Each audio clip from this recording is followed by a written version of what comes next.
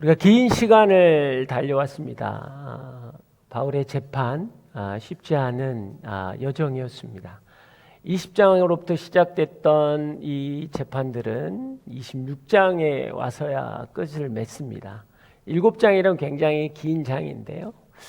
이 부분을 우리가 보면서 다시 한번 우리의 삶의 태도들을 좀 봤으면 좋겠고, 또 바울이 어떻게 이 일을 극복했는지 기억했으면 좋겠습니다. 유대인들은 바울을 사내들인 공회에서 종교 재판을 했지만, 그때 바울이 지혜를 가지고 부활이라는 문제를 꺼냈고, 그 부활이라는 문제 때문에 바리새파와 사두개파가 갈라지면서 사실 결론을 내지 못했습니다. 그래서 이 유대인들과 제사장들은 머리를 써서 단순히 바울이 성전을 모독한 것이 아니라 소동을 일으켰고 가이사랴에게 반역죄를 했다라는 죄목을 씌워서 로마 법정에 세웠습니다. 로마 법정에서의 재판은 2년이라는 긴 여정 속에 진행이 되었었습니다. 그 2년을 마칠 즈음 바울이 가이사랴에게 내가 항소하겠다라고 선포함으로 이전의 재판을 끝내게 되었습니다. 이 재판을 진행할 수 있는 권한을 가이사랴에게로 옮겼기 때문에 이제 바울은 로마로 후송되는 것을 기다려야 하는 순간이었다라는 것이죠. 이것은 그런데 총독 베스도에게는 정말 어려운 상황이 되어버렸습니다. 이건 정치적으로 굉장히 첫째는 부담스러운 것이었어요. 유대인들이 화를 낼 수밖에 없는 상황이었기 때문입니다. 바울을 죽이려고 했고 바울에게 사형 선고를 내리려고 했던 유대인들이었기 때문에 이거에 대해서는 굉장히 큰 불만을 가질 수밖에 없었다라는 것이죠. 그리고 또 하나 베스도에게 큰 부담이 되었던 것은 가이사랴에게로 이송이 되려면 여기서 어떤 일이 있었는가에 대한 조서를 작성을 해야 됩니다. 어떤 죄목 때문에 이 사람은 이렇게 이송이 되었습니다 라고 해야 하는데 베스도가 너무나 잘 아는 것처럼 이것은 정치적인 이슈가 아니라 종교적인 이슈였기 때문에 어떠한 죄명도 쓸 수 없는, 조서를 작성할 수 없는 굉장히 난처한 상황이었다라는 거예요. 이렇게 해서 황제에게 호송이 되면 자신의 무능력만 드러날 수밖에 없는 상황입니다. 그래서 베스도 입장은 굉장히 난처했다라는 거죠. 그래서 유대 사람들을 잘 아는 그 당시에 레바논과 요르단 동편을 다스리고 있던 분봉왕 아그리빠가 왔을 때 그 사람에게 조언을 하는 겁니다. 아그리빠에게 이게 도대체 우리가 쉽지 않다. 그래서 당신이 생각하기에는 어떠냐. 로마로 압송이 되어야 하는데 조서를 쓸 수가 없다라고 해서 아그리빠 왕에게 조언을 구합니다. 그랬더니 아그리빠 왕이 그 이야기를 쭉 듣더니 그러면 내가 그 바울을 좀 만나봐야 되겠다라고 이야기를 해서 오늘 26장이 시작되는 것입니다. 사실 바울 입장에서는 예루살렘에서 시작된 이 재판, 그리고 이 아그리빠 왕 앞에까지 나간다면 4번의 재판입니다. 사실 쉽지 않다라는 거죠. 그런 바울의 심정은 어땠을까라는 것입니다. 바울은 오늘 지금 보면 감옥에 갇혀서 2년 동안 어떻게 보면 벽만 보고 있었습니다. 주변 상황은 달라졌고 사람들도 바뀌었습니다. 그러나 전혀 변하지 않는 자신의 상황을 맞닥뜨려야 했다라는 것이죠. 더구나 유대인들에게 환심을 사기 위해서 총독들은 바울을 불렀다가 다시 집어넣었다가 또 죄목이 없다라는, 이것은 무죄라는 것을 알면서도 감옥에 가두었던 정치적으로는 굉장히 비겁한 정치인들이었기 때문에 그것 또한 바울에겐 큰 고통이 될 수밖에 없었습니다. 또 다른 한편으로는 정말 지긋지긋할 만큼 징글 맞을 정도로 유대인들의 그 집요함과 끈질김에 대해서 지쳐버린 상황이 되었다라는 것이죠.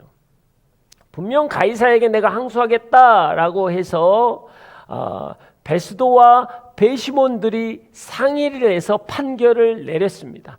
그러면 당신은 가이사에게 가야 합니다라고.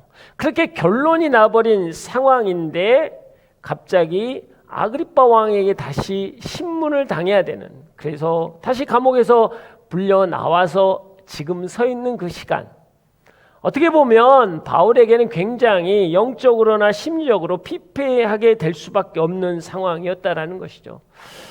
이것을 보면 우리가 굉장히 영적인 하나의 원리를 볼 수 있습니다.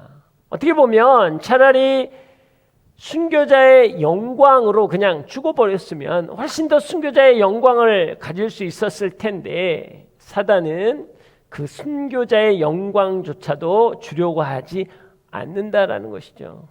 오늘 사단은 바울을 아무것도 할 수 없는 무기력하고 막연히 기다림에 지쳐버린 그런 자리 가운데로 몰아넣고 있다라는 것입니다. 사단은 우리를 위대한 신앙의 영웅으로 죽게 하는 게 아니라 영적으로 폐인이 될 수밖에 없는 상황으로 몰아가고 있다라는 것이죠. 여러분, 아무리 기다려도 달라질 게 없고 아무리 봐도 변화되지 않는 세상 한가운데 지금 바울을 세워놓고 있는 것입니다. 그 자리는 하나님의 역사가 보이지 않고 하나님이 함께 하심을 느낄 수 없는 자리였다라는 것입니다. 바울의 입장에서는 분명히 하나님의 음성을 들었고 하나님의 보내심을 받아왔는데 이게 맞는가라고 헷갈릴 수 있는 상황이고, 이렇게 하시려고 보냈나라고 혼란스러울 수 있는 상황이었다라는 거예요. 사단은 집요하고 끈질기게 바울에게 절망을 느끼는 상황으로 몰고 가고 있다라는 것입니다. 바울은 이처럼 변하지 않는 세상과 변하지 않는 사람 속에 갇혀 있습니다. 그러나 바울은 변하지 않는 사람과 변하지 않는 세상 가운데 갇혀 있지만 놀랍게도 모든 것을 뚫고 나오는 모습을 오늘 본문에서 볼 수 있다라는 것이죠. 도대체 어떻게 이겨낼 수 있었을까? 그것은 바울의 신앙 고백에서 볼 수 있습니다. 오늘 읽지는 않았지만 2절 말씀 한번 보기를 원합니다. 본문 2절 말씀 다 함께 읽겠습니다. 시작. 아그리빠 왕이여, 제가 오늘 당신 앞에 서서 유대 사람들의 모든 모함에 대해 저 자신을 변호한 것을 다행으로 여깁니다. 자, 오늘 바울은 아그리빠 왕이 와서 다시 신문한다고 하는 것, 이거는 본인에게 아무런 득이 될 게 없어요. 왜? 이미 로마로 가기로 결정이 났기 때문에 다시 불러서 오는 거 사실 어떻게 보면 짜증나는 일이거든요. 더 이상 내가 변론을 할 이유가 없는 상황이에요. 근데 바울은 다행입니다. 내가 오늘 당신 아그리빠 왕 앞에 서는 것이 나는 너무너무 다행스럽습니다 라고 표현하는 거예요. 왜냐하면 그것은 그들에게 복음을 증거할 수 있는 기회를 내가 가졌기 때문이라는 거예요. 자기를 변호할 수 있는 기회가 아니라 복음을 전할 수 있는 기회를 가졌기 때문에 나는 오늘 감사한다라고 이야기하고 있는 것입니다. 사랑하는 여러분, 믿음은 어렵고 힘든 일을 피하는 능력이 아니라 하나님의 은혜로 이것 가운데 있다라고 하는 해석하는 능력이 여러분 믿음이라는 거예요. 그에게는 관점이 달랐다라는 것이죠. 고통을 고백의 기회로 삼았다라는 것입니다. 억울하고 고통스러운 시간을 감사함으로 여기고 있다라는 것이죠. 그게 오늘 바울의 고백의 시작점입니다. 2년이라는 억울한 감옥 생활을 하고 있는 바울이 지칠 법도 한데 왜 이렇게 그는 생기 넘치는 고백을 할 수 있을까요? 그 이유는 19절과 20절에 나와 있습니다. 19절과 20절 한번 읽어보겠습니다. 시작.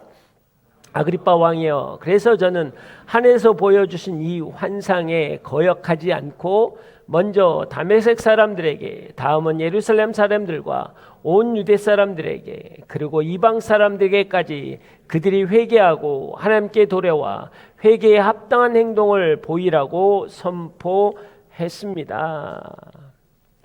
이 말씀은 바울을 이끌어가는 가장 중요하고 핵심적인 고백이라는 거예요. 바울은 지금 하늘에서 보여주신 것을 거역하지 않았습니다. 나는 순종했습니다. 라고 이야기하는 거예요. 그럼 하늘에서 도대체 뭘 보여줬느냐라는 거죠. 그거는 17절과 18절에 나와 있는데요. 17절과 18절 말씀 한번 읽어보겠습니다. 17절과 18절 시작. 내가 이 백성과 이방 사람들에게 너를 구원해 이방 사람들에게 보낼 것이다. 이제 너는 그들의 눈을 뜨게 하고 그들을 어둠에서 빛으로 사단의 권세에서 하나님께로 돌아오게 해 그들이 죄 용서를 받고 나를 믿어 거룩하게 된 사람들 가운데 기업을 얻게 할 것이다. 바울이 다메섹상에서 주님을 만났을 때 주님께서 바울에게 주신 비전과 꿈이라는 거예요. 유대인과 이방인들이 용서를 받고 거룩한 하나님의 백성이 되게 하는 그 꿈을 가슴에 품고 매일매일 순종하면서 그는 살아왔다라는 것입니다. 그 부르심과 꿈이 여전히 현재 진행형으로 바울의 가슴을 벅차게 하고 심장을 뛰게 하고 있다라는 거예요. 그렇게 지금까지 자신이 걸어온 길에 대해서는 후회하지 않는다라는 거죠. 그리고 앞으로 걸어가야 할 길에 대해서도 전혀 염려하지 않는다라는 거예요. 그래서 아까 20절에도 이야기한 것처럼 예루살렘과 유대와 그 다음에 땅끝까지 그 일들을 증거할 것이다라는 사도행전 1장 8절 말씀을 다시 한번 선포하며 그것 또한 내가 가진 꿈이고 내가 가진 비전이다 라고 이야기하고 있다라는 거예요. 오늘 바울은 여러분 상황에 매여 있지 않고 자신이 해야 할 일을 붙들고 있다라는 것입니다. 상황에 영향을 받은 것이 아니라 비전과 사명의 영향을 받고 있다라는 것이죠. 이게 오늘 바울의 고백이라는 겁니다. 사랑하는 여러분, 우리는요 매주 말씀을 듣지만 그 말씀 앞에 순종한 사람 많지가 않아요. 재밌는 것은요, 우리는 하나님의 계시를 듣기를 원합니다. 하나님의 뜻을 경험하기를 원해요. 하나님 무슨 말씀을 하실지 저도 한번 들어보기를 원합니다라고 하는데 결국 하나님의 말씀을 들은 사람들은 있지만 하나님의 말씀을 순종하는 사람은 여러분 많지 않다라는 거예요. 듣길 원하는 마음은 있지만 그 말씀이 정작 우리 삶 가운데 오면 그 말씀을 내가 삶으로 살아내는 사람은 여러분 많지 않다라는 거죠. 사랑하는 여러분, 영적인 체험보다 중요한 것은 여러분 말씀에 순종하는 거예요. 기적과 이적보다 중요한 것은 말씀이 말씀되게 하는 삶이라는 것입니다. 우리가 잘 아는 이스라엘 백성들이 10가지 재앙에 대한 기적도 경험했고 홍해도 가르는 것을 경험했지만 결국 그들은요 마라 쓴물 앞에 가서 바로 여러분 불평하고 원망합니다. 현상으로 신앙을 쌓아가는 게 아니라는 거예요. 제가 여러분에게 자주 말씀드린 것처럼 은혜는요 믿음 가운데로 가져야 그것이 능력이 된다라는 거죠. 근데 우리는 은혜만 받기를 원한다고요.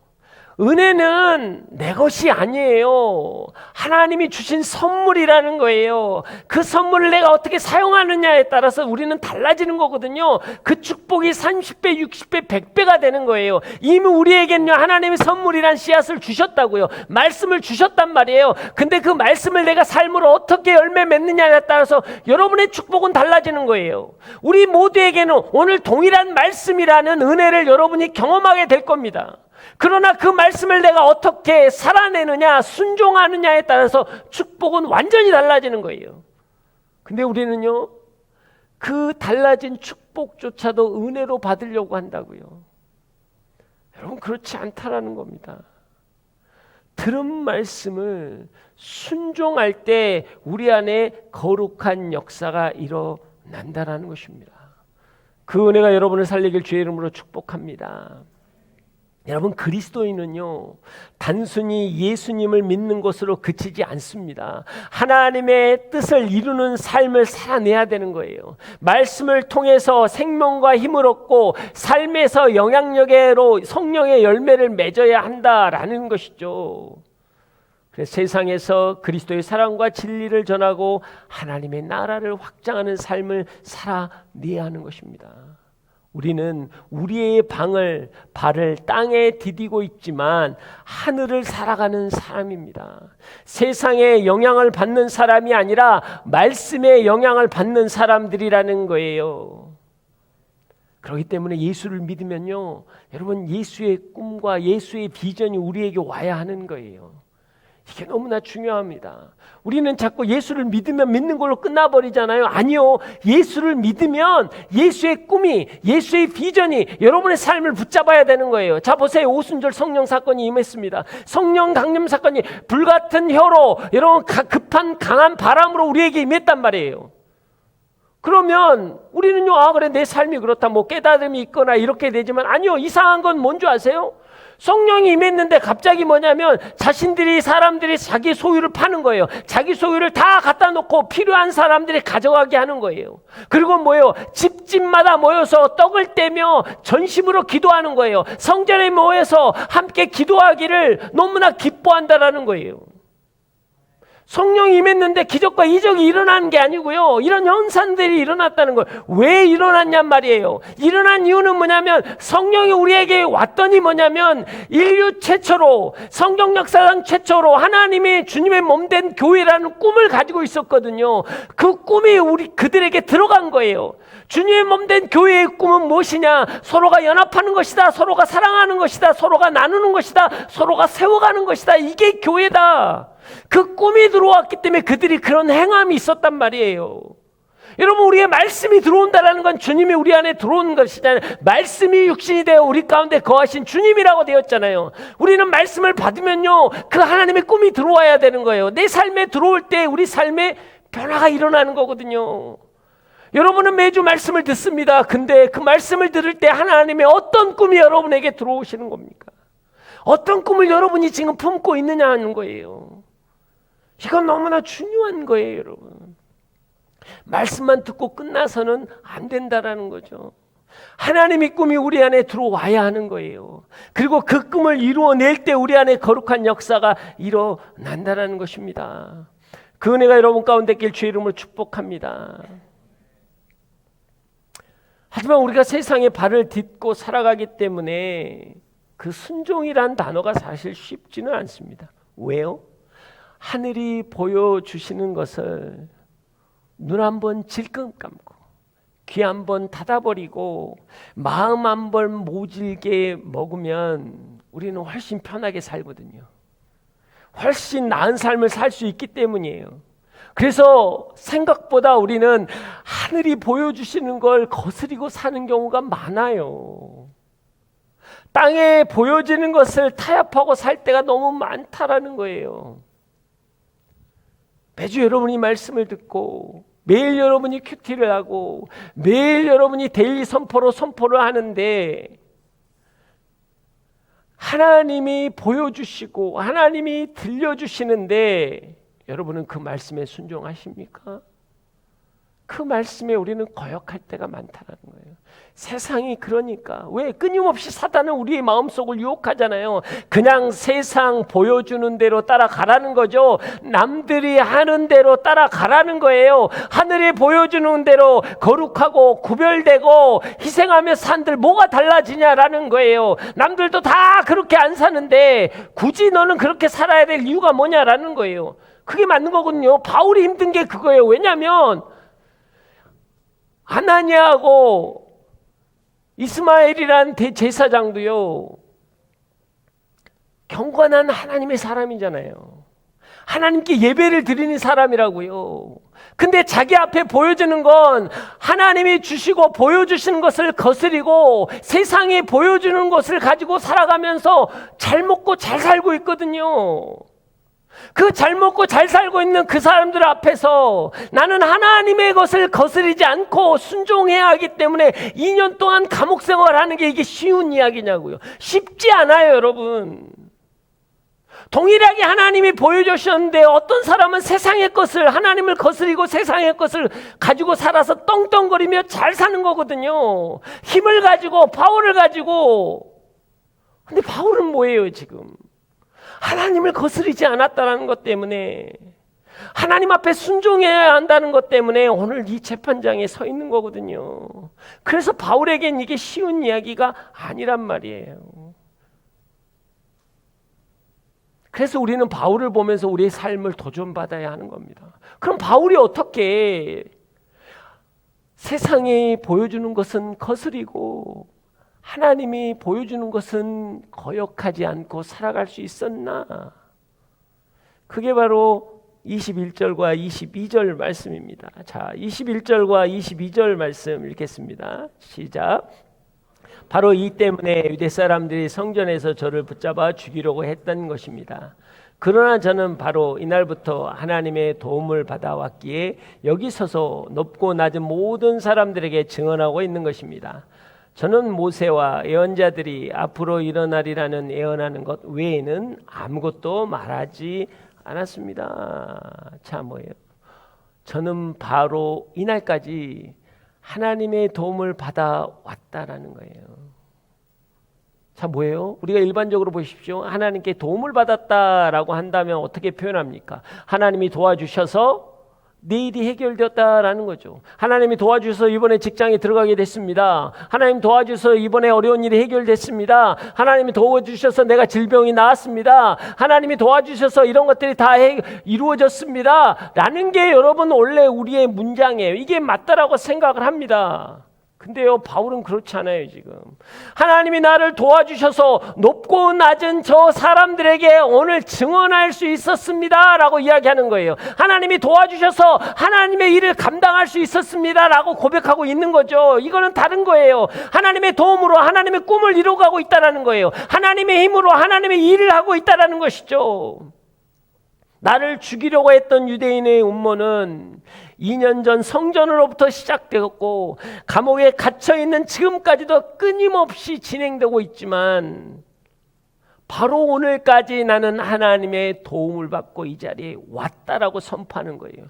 이것을 증언하고 있다라는 거예요.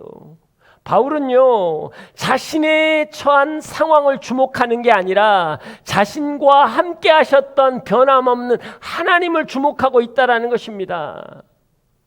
악한 유대인들을, 아니 무죄를 무죄라고 이야기하지 않는 비겁한 재판장을 바라보는 게 아니고요, 오늘까지 나를 도우시는 그 하나님을 바라보는 거예요. 그래서 지금 그 시간은 견디는 것이 아니라 나는 순종하고 있다라고 말하는 거예요. 하나님의 일을 위해서 하나님의 힘을 구하고 있다라고 이야기하는 거예요. 사실 이건 완전히 다른 이야기입니다. 객관적으로 보면 감옥에 갇힌 것이고 객관적으로 보면 재판을 받는 여러분 미결수지만 죄인의 모습이란 말이에요. 그러나 바울은 나는 그 사람이 아니라는 거예요. 나는 여기서 내가 내 무죄를 내가 증명하기 위해서 견디는 자가 아니라 나는 오늘도 하나님의 말씀 앞에 순종하는 자라고 선포했다는, 이게 영적으로 완전히 다른 이야기라는 거예요. 여러분이 직장이나 여러분 가정이나 여러분이 학업을 할 때 여러분의 삶의 자리에 있을 때 똑같아요.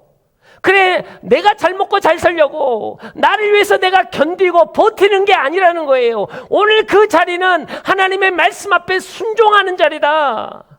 내가 그 말씀을 이루려고 내가 오늘 이 자리에 있는 것이다 라고 선포할 때 우리 안에 거룩한 역사가 일어나는 거예요. 왜? 하나님은 여러분에게 선한 계획을 가지고 계시거든요. 그걸 신뢰하게 나는 하나님을 신뢰합니다. 이게 순종의 시작이란 말이에요.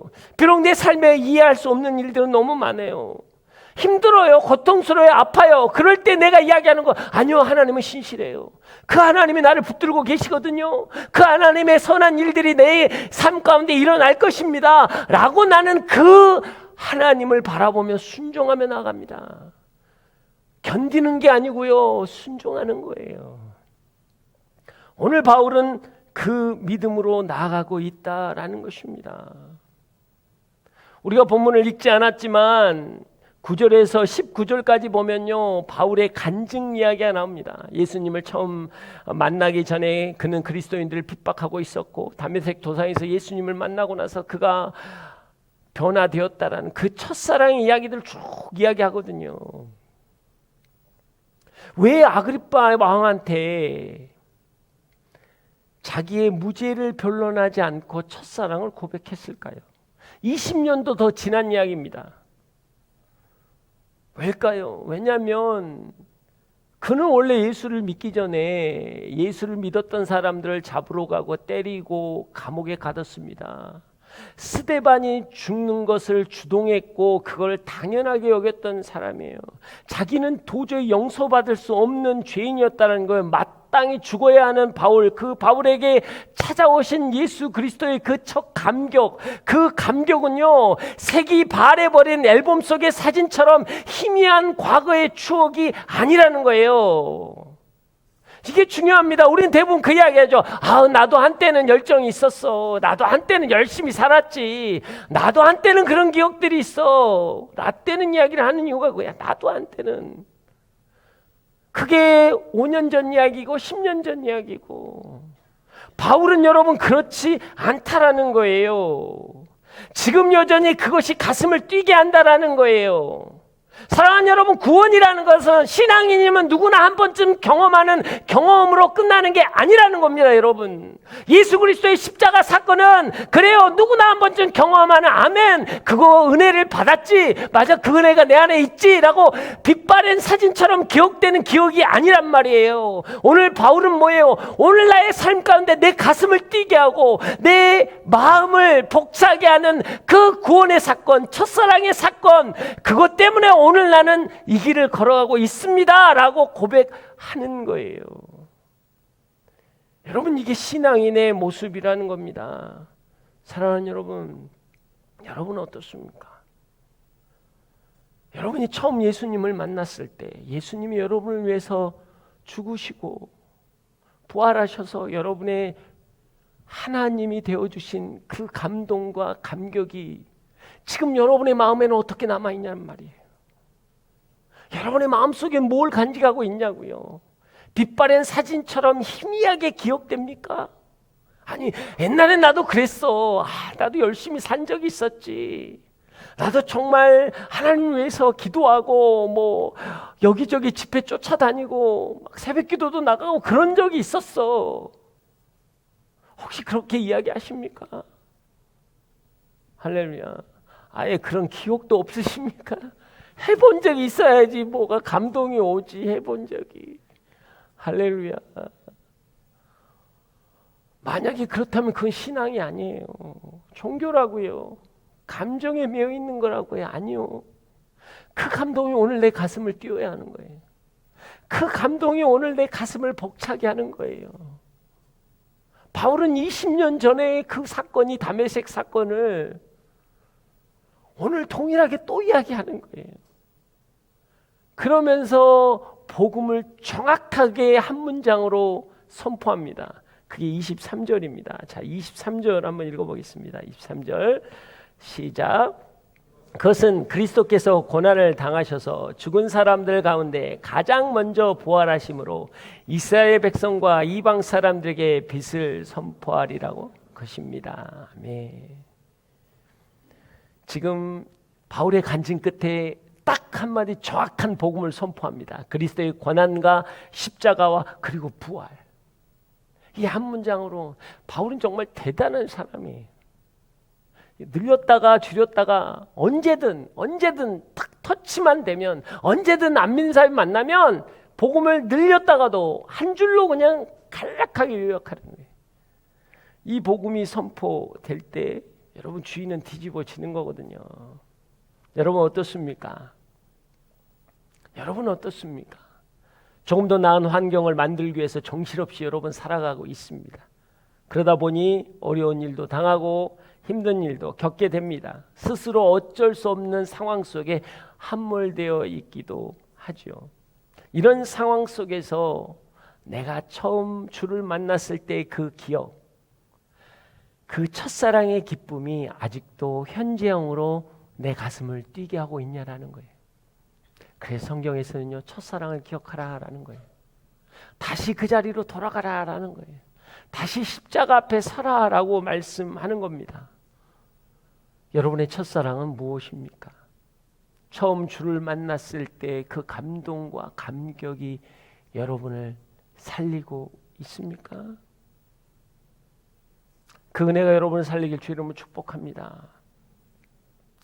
그 복음이 선포되니까 어둠의 진영이 뒤집어집니다. 24절과 25절 보겠습니다. 24절 시작. 바울이 이같이 말하자 베스도가 바울의 변호를 가로막으며 소리쳤습니다. 바울아, 내가 미쳤구나. 너 많은 학식이 너를 미치게 했구나. 바울이 대답했습니다. 베스도가 저는 미치지 않았습니다. 제가 드리는 말씀은 사실이며 제정신으로 하는 말입니다. 복음이 선포되자 어둠의 권세 아래에 있던 베스도는 당황하고 그 입을 막은 거예요. 그만하라고. 너 미쳤구나. 너가 많은 학식을 가지고 너가 미쳤구나라는 거예요. 왜? 죽은 사람이 다시 살아나고 그 다시 살아난 사람이 인간의 메시아라고 구원자라고 하니까 자기의 상식에서 자기의 이성에서는 도저히 받아들일 수 없거든요. 그래서 이야기하는 거예요. 사실 지금 여러분 베스도는 총독이잖아요. 재판장이잖아요. 이거 흥분할 이유가 없어요. 왜? 자기가 신앙하고 관계가 없고 유대인하고 아무 관계가 없거든요. 유대인의 스토리를 이야기하기 때문에 그러냐? 근데 잘 이해 못하겠다 하면 되는데 이렇게 여러분 흥분할 일이 아닌 거예요. 이게 뭡니까? 빛이 어둠을 비추니까 어둠이 진동하는 거예요. 복음이 베스도의 이성과 감정을 치니까 여러분 흔들리는 거예요. 영적 각성, 지각 변동이 일어나기 시작했다는 거예요. 그러자 바울이요, 딱 선포하고 난 다음에 시선을 딱 돌려서 아그리빠 왕에게 바로 이야기를 합니다. 자, 26절, 27절 읽어보겠습니다. 26절, 27절 시작. 왕께서는 이 사실을 알고 계심으로 제가 꺼리낌 없이 말할 수 있습니다. 이것은 어느 한 구석에서 일어난 일이 아니기 때문에 어떤 것 하나도 왕께서 모르고 넘어가실 일이 없다고 저는 확신합니다. 아그리빠 왕이여, 예언자들을 믿습니까? 왕께서 믿으실 줄 제가 압니다. 자, 바울이 뭐라고 합니까? 아그리빠 왕이여, 당신이 알지 못한 일이 하나도 없다라는 거예요. 예수님이 죽으시고 살아나심에 대해서는 어떤 비밀스러운 한 구석에서 일어난 일이 아니라는 겁니다. 분명히 모든 사람들이 알고 있는 공개적인 일이라고 이야기하는 거예요. 예수님의 삶도, 예수님의 죽음도, 예수님의 부활 역시도 증인들이 있다라는 거예요. 제자들이 복음을 전하는 것도 여러분 공개적으로 했다라는 거예요. 아무 데서나 있지 않다라는 거예요. 지금 예루살렘에는 수만 명의 믿는 자들이 생겼다라는 거예요. 아그리빠 왕은 분명히 아시지 않습니까? 그러면서 뭐라고 해요? 예언자를 믿습니까? 라고 이야기하는 겁니다.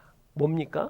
여러분, 유대인의 분봉왕이었던 아그리빠 왕은 여러분 성전을 관리하고 책임지는 그런 권한을 가지고 있고 대제사장을 임명할 수 있는 권한이 있어요.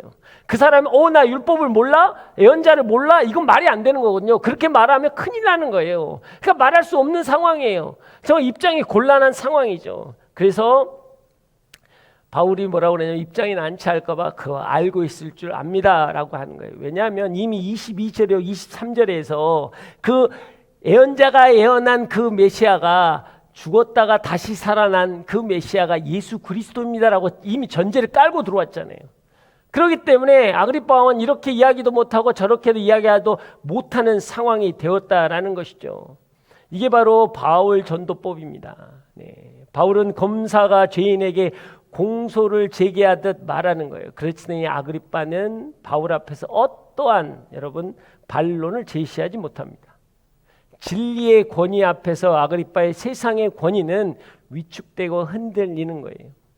바울은 하나님의 사람이었고 아그리빠 왕은 땅의 사람이었기 때문입니다. 정신없이 밀어붙였거든요. 이게 조금만 더 갔으면 아그리빠 아멘 했을 거예요. 아멘. 조금만 아멘에 정신을 바짝 차린 거예요.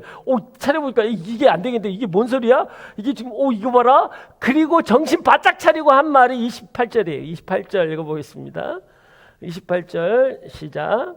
그자라 아그리빠가 바울에게 말했습니다. 내가 이 짧은 시간에 나를 그리스도의 사람으로 만들 수 있다고 생각하느냐. 이 대답이 정말 재밌는 거예요, 여러분. 할렐루야. 저만 재밌나요? 전 성경 이게 설교하면서 막 너무 재밌는 거예요. 너무 웃기는 거예요. 얘 바보 아니야? 이렇게 대답하면 안 되는데 왜 안 되느냐면 여러분 할렐루야. 좀 생각을 하고 사세요. 여러분들 성경을 볼 때 이게 왜 안 되냐면 지금 베스도 총독이 뭐라고 그랬어? 너 미쳤잖아. 너 이론이 지금 미쳤어. 너 미친 사람이야. 베스도 총독은 얘를 미친 사람으로 취급을 딱 해놨다고요. 근데 지금 뭐예요? 아그리빠 왕은 지금 인정하고 있잖아요. 야, 그래, 맞긴 한데 너가 지금 그걸로 나를 예수를 믿게 할 것 같지? 이거거든요. 야, 깜딱했으면 믿을 뻔했다. 이 말이거든요. 야, 금방 가서 지금 시인하는 거, 이 말을 긍정적으로 지금 시인하고 있는 거거든요. 지금 미친 말이라고 상종도 안 했던 베스도와 다르게 자기는 인정하는 거. 너 나를 그리스도인 만들려고 안 되지. 나 넘어갈 뻔했다? 이 이야기를 지금 하고 있는 겁니다. 여러분. 그리고 또 하나 중요한 게 뭔지 아세요? 지금 바울은요, 단 한 번도 예수를 믿으라고 이야기한 적이 없습니다. 예수를 믿으라 한 적이 없어요. 근데 베스도는 당황해서 바울의 말을 막았고, 지금 아그리빠 왕은 믿어야 한다라는 압박이 온 거예요. 여러분, 지금 이 재판장은 뭐예요? 바울이 무슨 죄를 지었는지를 밝히는 재판장이잖아요. 근데 어떻게 바뀌었어요? 지금 법조인을 위한 마침전도 집회로 바뀐 거잖아요, 지금. 법조인들이 당황하기 시작한 거예요. 야, 그만 이야기해. 그러고, 너 나를 믿으라고 하는 거지, 지금. 지금 이렇게 방향이 바뀐 거예요. 지금 이건 재판장이라고. 너 무슨 죄를 졌냐라고 해야 되는데 갑자기 믿어야 될까 말아야 될까라는 여러분 마침전도로 바뀌어버렸다라는 거예요. 이렇게 바뀌니까 바울이 담대하게 그때서야 선포하는 거예요. 예수를 믿으라고. 그게 29절입니다. 자, 29절 한번 보겠습니다. 29절 시작. 바울이 대답했습니다. 짧은 시간이든 긴 시간이든 왕뿐 아니라 오늘 제 말을 듣고 있는 모든 분들이 이 쇠사를 제어하고는 저처럼 되기를 하나님께 기도합니다. 여러분, 바울이 지금 말하고 있는 사람들이 누구예요? 아그리빠 왕, 베스도, 그 다음에 천부장들과 시의원들이에요. 배심원들이니까. 여러분, 그 당시 유대 땅에서 가장 최고의 권력을 가진 권력자들입니다. 그거에 반해서 바울은요, 2년 동안 병만 바라보고 감옥에 있었기 때문에 몰골이 초췌한 인생이란 말이에요. 권력 아무것도 없어요. 돈 한 푼도 없습니다. 그런 모습을 가지고 있는 바울이 나처럼 되기를 원합니다 라고 했으면 이건 이런 황당함이 어딨냐고요. 얘들은 봉찐 거예요. 지금 장난해? 이 뜻이거든요. 근데 바울이 뭐예요? 구금당하는 거 외에는 여러분 모두가 나처럼 되기를 원합니다. 뭐예요? 내 안에 있는 예수를 가지라는 거예요. 내 안에 있는 복음을 가지라는 겁니다. 이게 지금 바울의 선포라는 거예요. 주 예수를 믿으라라고 지금 선포하고 있는 거예요. 예수가 없는 인생은 아무리 너희들이 화려할지라도 그건 죽음으로 가는 길이다 라고 이야기하는 거예요. 지금 그 이야기하는 거거든요. 우리는 이 이야기를 해야 돼요. 우리는 이 선포를 해야 돼요. 근데 문제는 우리가 왜 이걸 못해요? 할렐루야. 우리가 왜 못하나요? 우리는 왜 이야기를 못하고요? 나처럼 되기를 원하노라. 이걸 왜 못해요? 여러분이 자라면서 이미 그게 입력이 돼 있어요. 뭐라고 했어요? 여러분이 부모님들이 너는 나처럼 살지 마라. 여러분 어머니는 또 더 나가잖아요. 네 애비 같은 사람처럼 만나지 마라. 엄마는 왜 만났을까 그러면? 엄청나게 후회하고 사는 거잖아요. 그러니까 이게 이미 몸에 배었어요. 내가 함부로 말 못해요. 더 나가서 뭡니까? 내가 나를 너무 잘 알아. 내가 뭐 제대로 변변한 것도 없고 뭐 내세울 것도 없는데 굳이 내가 나처럼 되라고 이야기하는 게 말이 안 된다란 말이에요. 지금 그것 때문에 그러는 거예요. 그러나 분명히 하셔요. 그리스도인들은 세상 앞에서 여러분 나처럼 되셔야 합니다 라고 선포해야 돼요. 이건 뭔 뜻인지 아세요? 내가 온전하거나 완전하다는 게 아니에요. 내 안에 있는 예수가 당신들의 예수가 되기를 원합니다 라고 선포하는 거예요.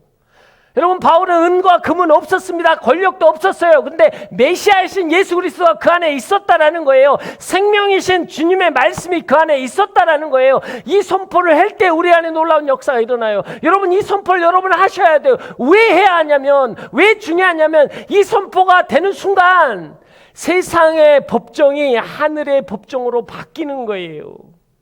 여러분 보세요. 아그리빠나 베스도가 만들어 놓은 법정에서 바울이 신문당하고 있는 게 지금 아니잖아요. 하나님의 심판하는 법정에서 아그리빠와 베스도가 지금 두려워하고 있는 거잖아요. 바뀌었어요. 법정이. 세상의 법정이 아니라 하늘의 법정으로 바뀌었다라는 거예요. 이게 우리가 가지는 권세고 능력이라는 겁니다. 여러분 뭐예요? 마태복음 16장 19절에 예수님께서 제자들에게 권세를 준다라고 말씀하면서 뭐라고 했습니까? 내가 너에게 천국의 열쇠를 주노니 내가 땅에서 뭐든지 매면 하늘에서 맬 것이요 땅에서 뭐든지 풀면 하늘에서 풀릴 것이다. 여러분 여기서 매고 풀린다라는 건요 법적인 권위를 갖는다는 뜻이에요.